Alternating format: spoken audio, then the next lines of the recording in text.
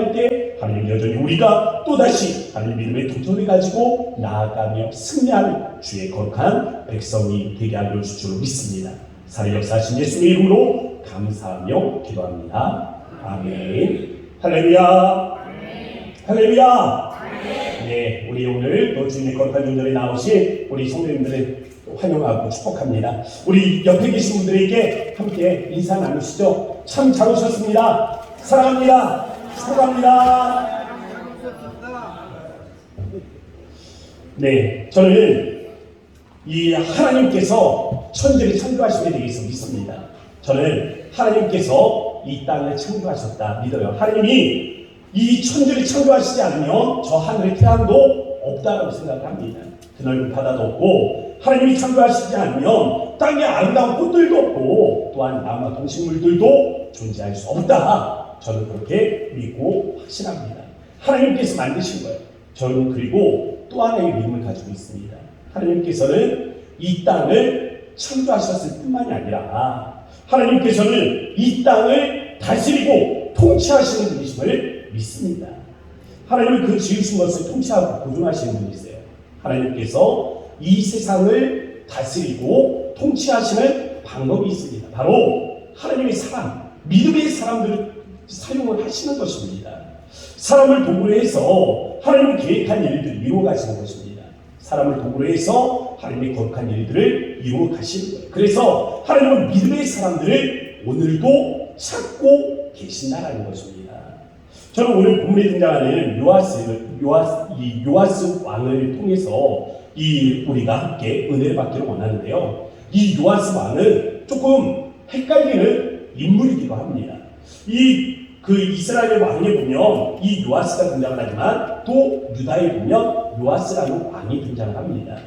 먼저 이 남왕국 유다의 이 요아스 왕은요, 예루살렘 성전을 보수했던 그런 왕입니다. 근데 이름이 같아요. 오늘 본문의 이 왕과 이름이 같습니다. 다른 왕이지만 이름이 같으니까 헷갈리게 되는 겁니다.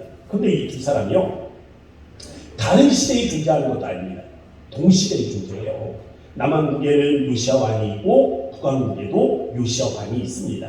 그러니까 이 사람이 저 사람, 저 사람이 이 사람 같은 그러한 헷갈림이 있는 겁니다. 열왕기하 12장에 보면 남왕국 이 요시야 왕이 등장을 합니다. 그런데 열왕기하 13장의 말씀을 보면 북왕국 요시야 왕이 등장을 합니다. 12장에서는 남왕국, 13장에서는 북왕국. 그러니까 고전 비슷한 자리에 등장을 하니까 이 왕이 저 왕 같고 저 왕이 이 왕 같은 그런 헷갈림이 우리에게 다가오는 거예요. 13장 10절 말씀 함께 읽어보도록 하겠습니다. 다 같이 읽죠. 시작. 유다의 왕 요아스의 제37년에 여호아스의 아들 요아스가 사마리아에서 이스라엘 왕이 되어 16년간 다스리며. 이 말씀을 보면 요아스가 몇 번 등장해요? 2번 등장하죠. 앞에 있는 요아스가 있고 뒤에 있는 요아스가 있습니다. 앞에 있는 요아스는 남왕국 유다의 왕이고 뒤에 있는 요아스는 북왕국 이스라엘의 왕이에요. 저는 오늘 북왕국 이스라엘의 요아스 왕을 통해서 우리의 한계를 뛰어넘어서 일하시는 그 능력의 하나님에 대해서 우리가 두 가지 포인트로 말씀을 나누고자 하는 것입니다. 첫 번째 포인트입니다. 신앙의 고백을 가지시기 바랍니다. 하나님은 오늘 믿음의 사람들을 찾고 있다고 말씀드렸습니다. 하나님은 믿음의 사람들을 통해서 일하시는 것, 그들을 통해서 하나님의 계획을 이루어 가시는 것입니다. 그래서 하나님은 믿음의 반응을 통해 일하시면서 계획한 것들을 이루어 가고 계시는 것이죠. 이런 면에서 요아스는 당대의 신앙의 고백을 가진 사람임을 기억하시기 바랍니다.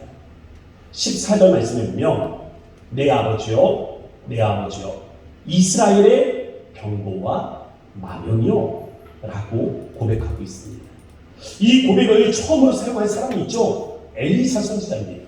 엘리사 선지자가 엘리야가 신천에서 올라갈 때 내 아버지요 이스라엘 병거와 마병이요 라고 고백을 합니다. 그리고 오늘 본문 말씀에서는 또다시 요아스 왕이 이 엘리사를 바라보며 내 아버지요 이스라엘의 병거와 마병이요 라고 고백을 하죠. 이것은 엘리사는 엘리야 선지자의 권능의 사역을 바라보면서 그 안에 역사하시는 하나님의 능력을 고백하고 있는 겁니다. 특히 병과 마병은요, 능력을 상징해 힘을 상징하는 겁니다. 하나님의 힘을 상징하는 거예요. 엘리야의 힘의 원천이 되시는 그 하나님을 엘리사는 그렇게 고백하고 있는 것이죠. 또한 오늘 본문에서는 엘리사를 바라보며 요아스 왕이 같은 고백을 하고 있는 겁니다. 이 요아스는 이스라엘에 이 역동적으로 활동하면서 이 엘리사 선지자를 통해서 역사하셨던 그 하나님, 그 엘리사를 통하여 일하셨던 그 하나님의 능력을 지금 믿음으로 고백하고 있는 거예요. 내 아버지요, 이스라엘의 병고와 마병이요. 이러한 신앙의 고백을 통해서 나타난 결과는 무엇입니까? 사람들은 엘리사를 보면서 이야기했죠. 엘리야의 성령, 엘리야에게 임하셨던 그 성령 하나님이 엘리사에게 능력 가운데 역사하셨다라고 고백을 합니다. 엘리사는 이처럼 엘리야와 함께 하셨던 성령 하나님의 권능의 역사로 선지 사역을 감당할 수 있었던 것입니다. 더불어서 오늘 요아스는 이 신앙의 고백을 통해서 엘리사에게 함께 하셨던 그 능력의 하나님, 그 능력의 하나님에 대한 신앙의 고백을 통해서 그는 아람이 최전성기에 있을 때에 그를 격파하는 공을 세우게 되는 것입니다. 이 모든 일의 시작, 우리가 우리의 인간의 한계를 뛰어넘는 이 모든 일의 시작은 믿음의 고백으로부터 시작한다는 거예요. 엘리사가 엘리야를 통해 나타난 능력들을 바라보며 그 능력은 하나님의 힘입니다. 하나님의 능력입니다. 전능하신 하나님의 역사입니다라는 이 고백에서 출발했던 것입니다. 요아스가 엘리사를 바라보며 엘리사를 통하여 일하신 하나님, 그 모든 능력은 하나님의 것이었습니다 라는 이 믿음의 고백으로부터 인간의 한계를 뛰어넘는 능력이 나타나게 된다는 것이죠. 그래서 하나님은 믿음을 통해 일하시는 겁니다. 우리가 예수님께서 백부장의 하인을 고쳐주시는 장면을 봅니다. 예수님께서 왜 백부장의 하인을 고쳐주셨다 말씀하십니까? 믿음이요. 믿음 때문에 고쳐주었다 말하는 것입니다. 이스라엘 중 아무에게서도 이만한 믿음을 내가 보지 못했다. 천상에 누운 중풍병자를 친구들이 데려왔습니다. 그를 달아내리면서 예수님에게 그를 고쳐달라고 간구하죠. 예수님이 그의 죄를 사하시며 그의 병을 고쳐주실 때 말씀하십니다. 그들의 믿음을 보시고 그들의 믿음 때문에 고쳐주셨다 말씀하시는 거예요. 열두의 혈로 죽으러 알아온 여인이 예수님의 옷자락을 만질 때 예수님께서 말씀하셨어요. 딸아, 안심하라. 내 믿음이 너를 구원하였다. 보기를 원하면서 예수님을 쫓아오는 그 수병들, 예수님의 뒤를 쫓으며 보기를 원하나이다 라고 고백하는 그 수병들에게 예수님께서 말씀하십니다. 너희 믿음대로 될 것이다. 예수님은요, 이처럼 믿음을 통해서 상한 영혼들을 고쳐주신 것입니다. 하나님도 오늘 믿음이 있는 자들을 찾아서 그들에게 역사하기를 원하신다는 것입니다. 성경에 보면 기사 표적은 하나님의 능력입니다. 그런데 이 능력이 어디에 나타납니까? 믿음이 있는 장소에 나타난다는 거예요. 그러므로 우리가 우리의 한계를 넘어서 일하시는 하나님을 경험하기를 원한다면 우리에게 필요한 것은 무엇입니까? 분명한 신앙의 고백이 필요하다는 것입니다.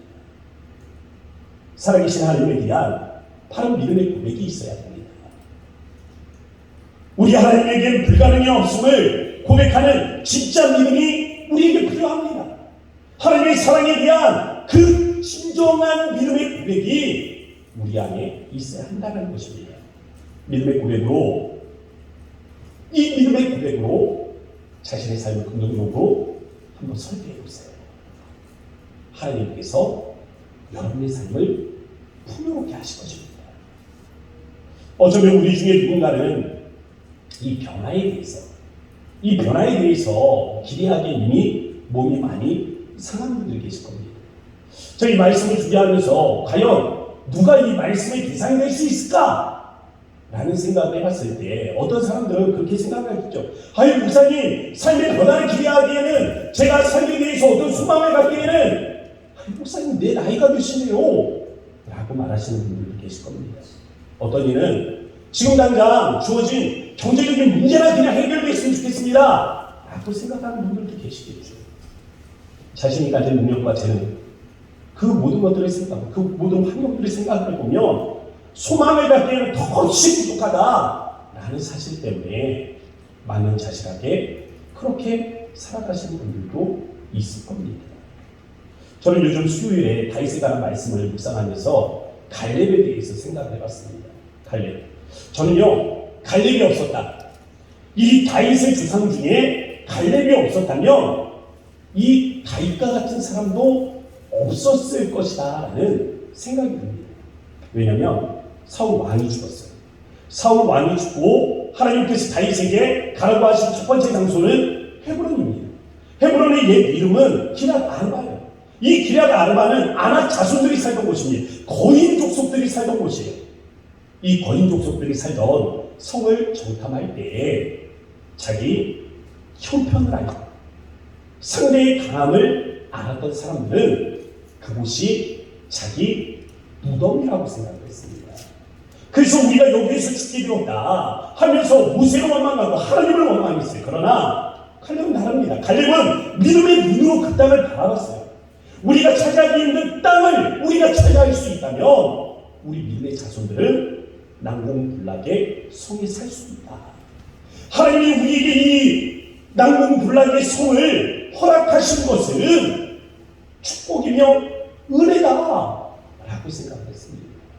내가 차지할 수 없지만 하나님이 차지하게 해주신다니까 그것이 은혜고 축복 아니겠습니까? 우리의 능력을 뛰어넘는 이 소망을 주신 것이 은혜요 축복이다. 갈렙은 가나안 정복 시기에 그래서 믿음으로 반응하는 겁니다. 하나님이 주신다고 약속하신 땅이니까 여호수아에게 찾아가서 이 땅을 나에게 달라고 요구를 합니다. 그때가 몇 살에? 85세입니다. 저는 생각해요. 이 85세의 노장, 이 갈렙이 칼을 들고 나아가서 이 가나안 족속과 싸워서 그 땅을 차지했다라고 생각하지 않습니다. 헤브론은 산지입니다.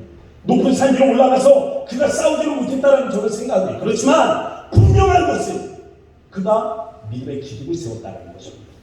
믿음의 기둥을 세우고 유다의 젊은이들에게 봐라, 하나님께서 이 땅을 우리에게 주셨다. 그 믿음의 기둥을 세우고 그 믿음의 기둥을 바라보며 유다의 젊은이들이 나아가서 싸울 수 있도록 그렇게 믿음의 기둥이 되어준 것입니다. 오늘 우리에게 필요한 믿음이라고 생각합니다. 믿음의 기둥을 세우십시오. 믿음의 기둥을 세우세요. 여러분들의 후대가 여러분들을 바라보면서 무엇이 믿음의 행동인지, 무엇이 믿음으로 기대하는 것인지, 무엇이 믿음으로 소망을 갖는 것인지 알 수 있도록, 분별할 수 있도록 확실한 믿음의 기준을 세우십시오.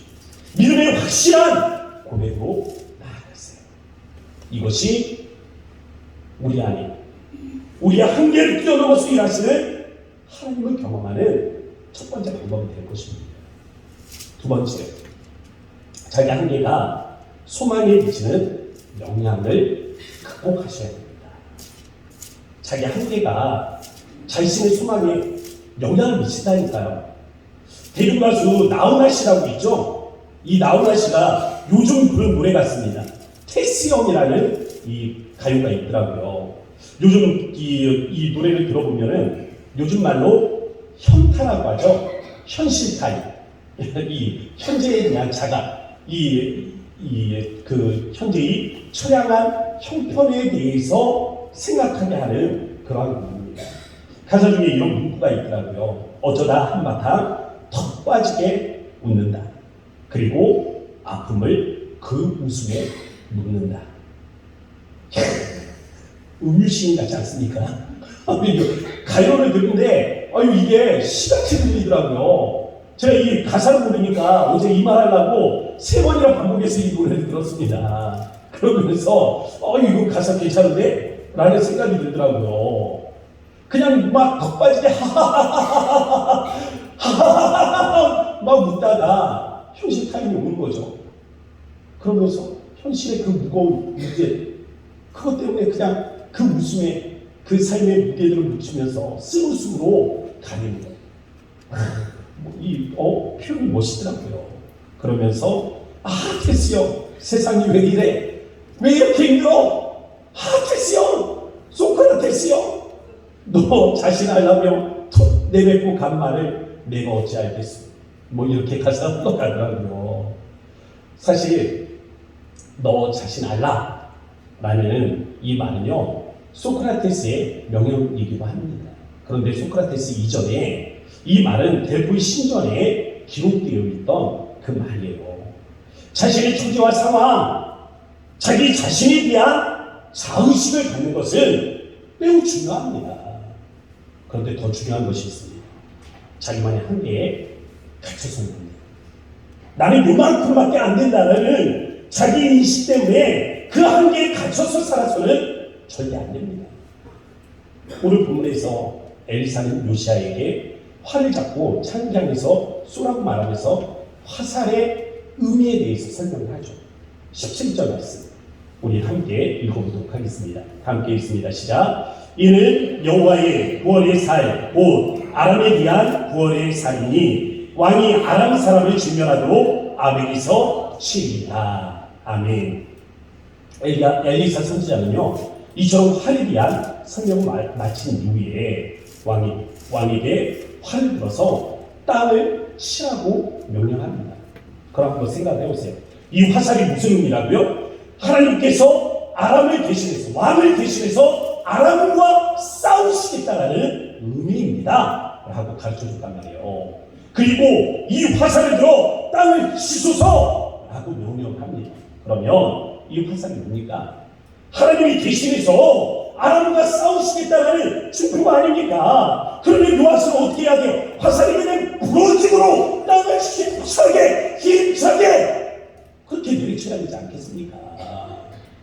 이 이민족이 이 나라 하나님의 백성을 얼마나 모욕하고 얼마나 괴롭혔습니까? 민족적 한을 가지고 강력하게 땅을 후려치고 또 후려쳐야 마땅할 것입니다.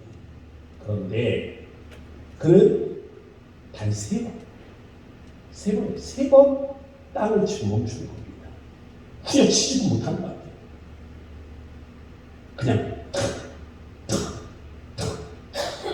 적당히. 이것이 요아스 왕이 가진 믿음의 한계입니다. 어쩌면 오늘 우리가 가진 믿음의 한계와도 일치할지도 몰라요. 그는 고백했습니다. 내 아버지여, 이스라엘의 병과 마병이여. 그 고백대로라면 이스라엘의 병과 마병이 누굽니까? 하나님이십니다. 전능하신 하나님이십니다. 그 하나님께서 우리를 대신해서 싸우겠다라고 하신다면 분명 그는 살이 부러지듯이 치리라는 것이 맞습니다.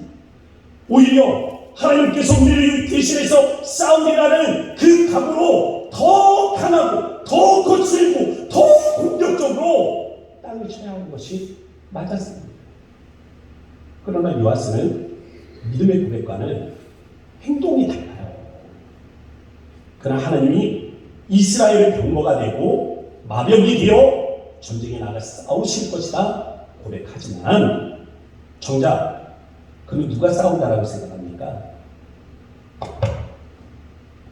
자기 군대가 싸운다라고 생각을 하는 거예요. 내 군대가 나가서 싸워야 된다라고 생각을 하는 겁니다. 나와 그리고 군대 그리고 남아있는 병마들로는 아람을 3번 치는 것도 대단하다 그렇게 생각을 한 겁니다. 자기가 아니까 그런 거예요. 요아스가 지금 현재 어느 정도의 군사력을 가지고 있는지를 알면 이 말씀의 의미가 뭔지 좀 더 이해할 수 있습니다. 그런데 요아스가 얼만큼 군대를 가지고 있는지는 모르겠어요. 그런데 그의 부친, 그의 아버지만, 그의 아버지를 생각을 해보면 크게 달라지진 않았을 겁니다. 그의 부친에 대해서 7절 말씀 이렇게 묘사하고 있습니다. 함께 읽어볼까요? 시작. 아람 왕이 여호아하스의 백성을 멸절하여 타작마당에 티끌같이 되게 하고 마병 50명과 병거 10개와 보병 10,000명 외에는 여호아하스에게 남겨두지 아니하였더라. 아멘. 얼마가 남았다고요? 10,000명. 군사 10,000명. 군사 10,000명이에요. 이 당시에 남아국 유다의 군사가 어느 정도냐면 100만 명 정도가 됩니다. 100만 명. 그런데 여호아하스에게, 그 아버지에게 군사가 얼마 있었다고요? 10,000명이. 얼마나 처참한 결과입니까? 이 처참한 결과, 이 처참한 형편, 자기 형편을 아니까 화살을 들고도 시라에도 칠 수 있는 용기가 없는 거예요. 내 나이가 몇 살인데요? 내 형편이 어떤데요? 자기를 보면 소망을 품을 수가 없는 겁니다. 지금까지도 지기리 어렵게 살아왔는데 하나님 내 길에 어떤 소망이 있을 수 있겠습니까? 포기해버리는 거죠.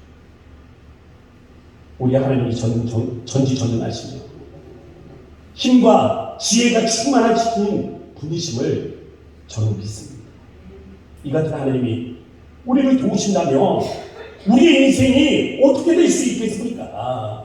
하나님이 가지신 지혜로 우리를 인도하신다면 우리가 어떠한 길을 걸어갈 수 있겠어요? 하나님이 가지신 그 권능으로 우리의 삶을 이끌어 주신다면 과연 우리의 삶이 어떠한 모양을 가질 수 있겠습니까?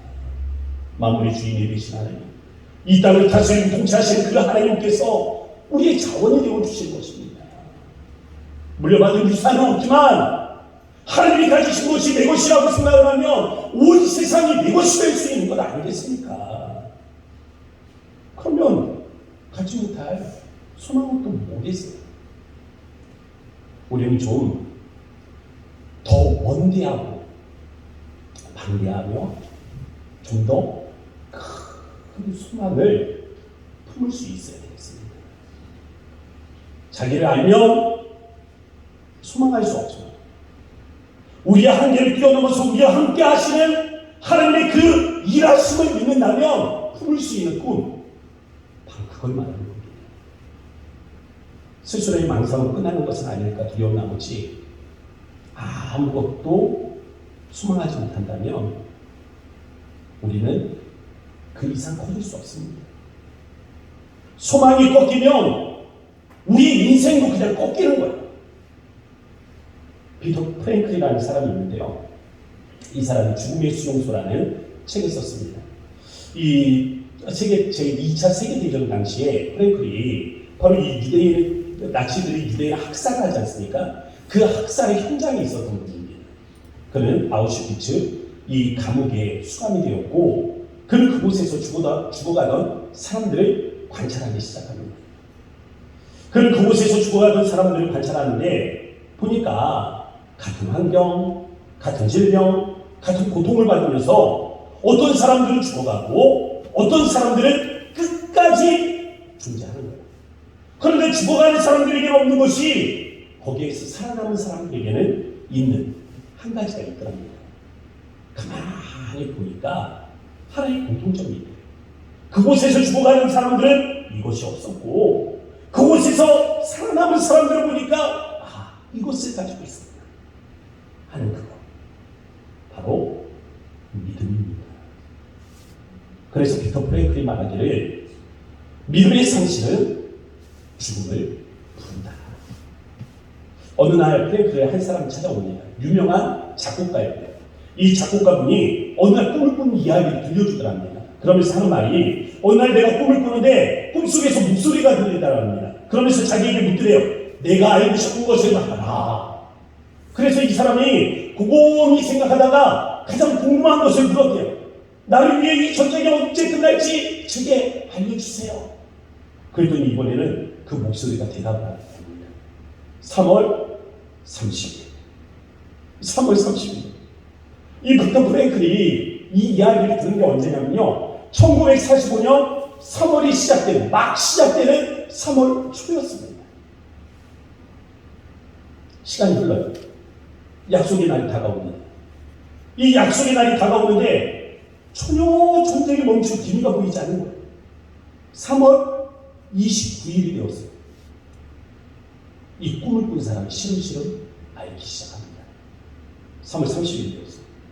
갑자기 고요히 오르더니 막 헛소리를 하다가 의식을 잃고 죽어버리게 됩니다. 3월 30일 그는 꿈속의 목소리가 예언했던 것처럼 전쟁과 고통에서 해방된 거예요. 죽음을 통해서. 이처럼 인간은 미래에 대한 용기와 희망을 잃어버리는 순간 그 면역력도 상실이 된다는 거죠. 아우슈비츠 이 수용소에서 주치의로 활동했던 분이 계십니다. 그분이 이야기를 하는데 1944년 크리스마스 그리고 45년 새해가 된 이 한 주간의 이 시간 동안 사망률이 굉장히 급격하게 상승했다고 합니다. 가만히 보니까 그 주된 이유가 전염병이 아니래요. 그 주된 이유가 달라진 환경도 아닙니다. 주된 이유가 고된 노동도 아니었대요. 대부분의 수감자들은 크리스마스가 되면 집에 갈 수 있을 것이라는 막연한 기대를 가졌답니다. 그런데 그게 이루어지지 않으니까 실망, 미래에 대한 희망마저 잃어버리고 그렇게 해서 죽음을 맞이하게 되더라는 겁니다. 오늘 누군가는 경제적 어려움을 겪고 있는 분들이 계실 겁니다. 또 다른 이는 자신의 능력과 재능의 한계를 경험하면서 참 턱없이 부족하다. 참 턱없이 부족하다. 삶을 개척하기에는 턱없이 부족하다라는 이 사실 때문에 망연자실해 있는 그런 분들도 계실 겁니다. 더 끔찍한 것은 오늘 우리의 생각이 변해서 미래에 대한 멋진 꿈을 꾸고 또 미래에 대한 험난한 설계를 가지게 되었다 할지라도 우리의 현실에는 아무런 변화가 없다는 겁니다. 우리가 아무리 자기 자신에 대해서 긍정적으로 생각을 한다 해도 우리가 우리의 미래의 전망이 밝다 생각하고 나아가 그것을 하나님이 이루실 것이다 우리가 굳게 믿는다 해도 우리 삶의 현실은 금방 바뀌지 않습니다. 여전히 그대로입니다. 몸이 약한 사람은 오늘 말씀을 듣고 돌아가서도 여전히 오늘 밤을 고통으로 보내야 할 겁니다. 경제적으로 어려움이 있는 분들은 예배를 마치고 돌아가서 또다시 그 경제적인 압박 때문에 마음이 짓눌림을 경험할 겁니다. 이런 현실이 삶의 방향을 혼란스럽게 만들지도 모르겠습니다.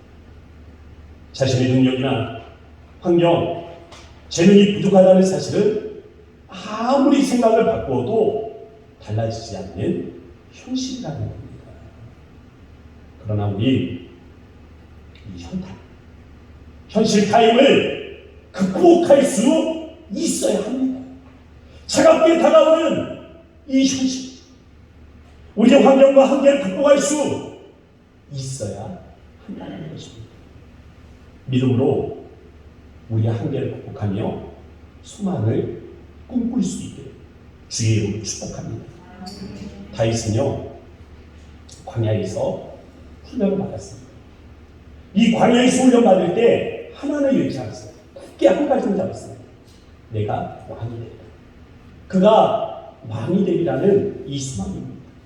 누울 자리도 없어서 동굴에서 누워서 자고 먹을 양식이 없어서 수백 명의 사람들과 함께 굶어가고 몇 날 며칠을 굶으면서도 아내와 자식들이 모조리 포로로 잡혀가는 그 끔찍한 상황을 겪어가면서도 다윗은 한 번도 내가 왕이 되리라는 이 소망을 꺾어본 적이 없습니다.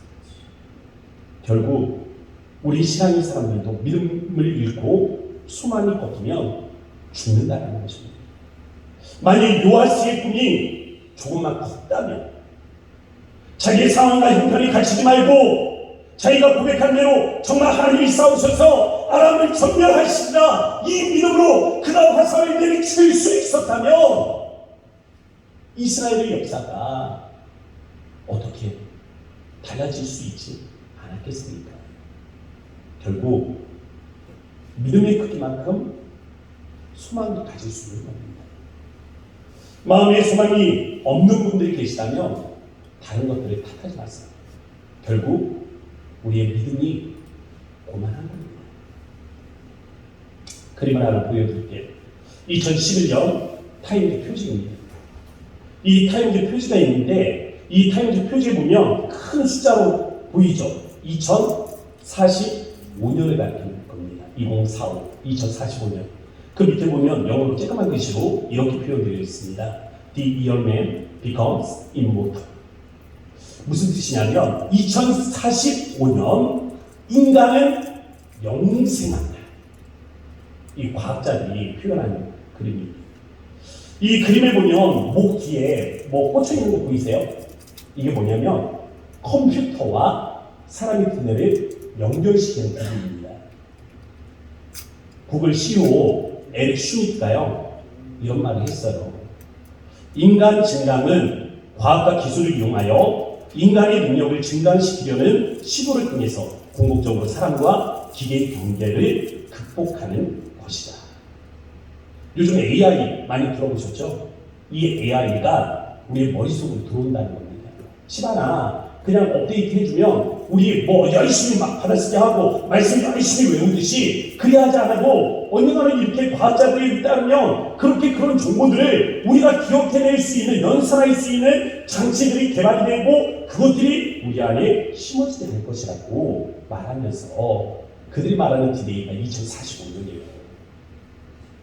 과학자들은 그것을 꿈꾸고 있는 겁니다. 근데 제가요 보니까 그렇습니다. 과학자들은 몸이 건강해질 수 있다는 말.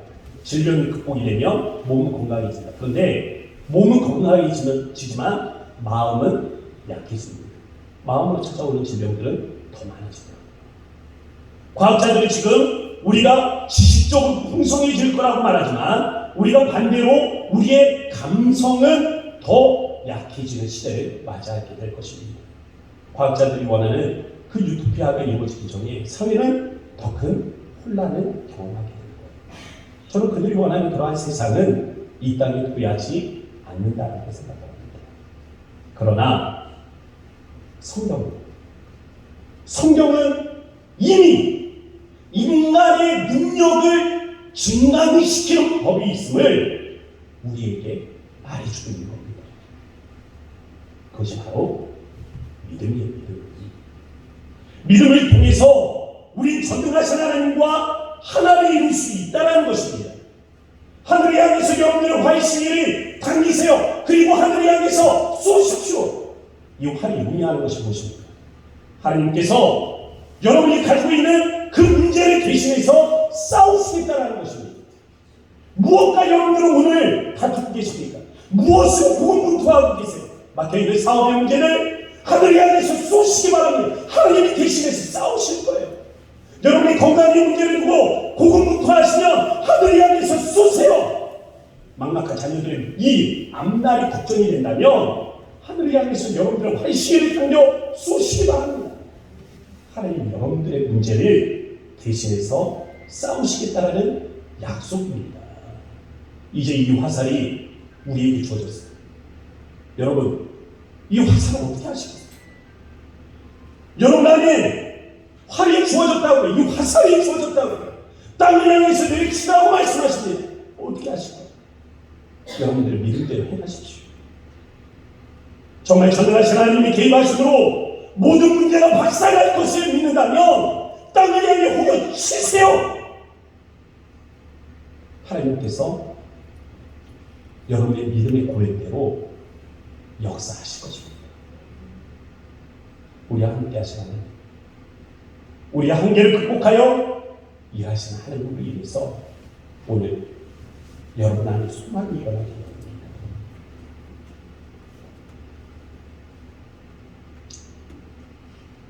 오늘의 현실에 한계 앞에서 그 허탄함에 무너지지 마세요. 그냥 그렇게 사지 마세요. 그게 끝이라고 절망하지 마세요.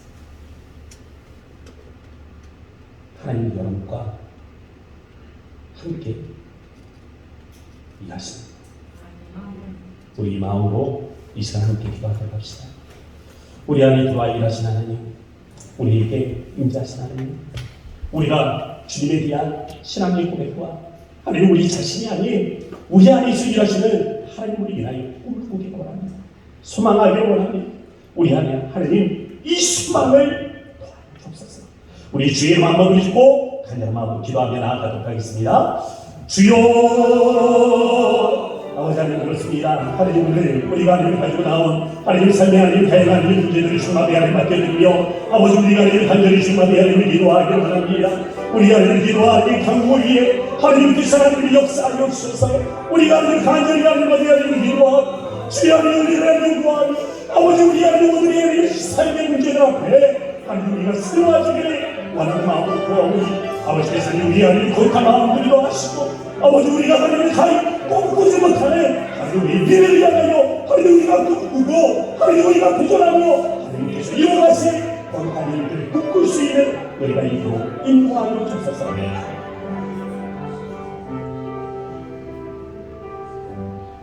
거룩하신 아버지 하나님 감사합니다. 오늘 우리에게 주신 말씀을 기억할 때 하나님 우리가 살아계신 하나님에 대한 바른 신앙의 고백을 갖기를 원하오니 하나님 오늘 이 시간 우리의 마음에 믿음을 더하여 주소서. 이 믿음으로 우리가 소망을 갖기를 원합니다. 꿈을 꾸기를 원합니다. 미래에 대한 하나님 우리의 한계를 뛰어넘는 하나님의 놀라운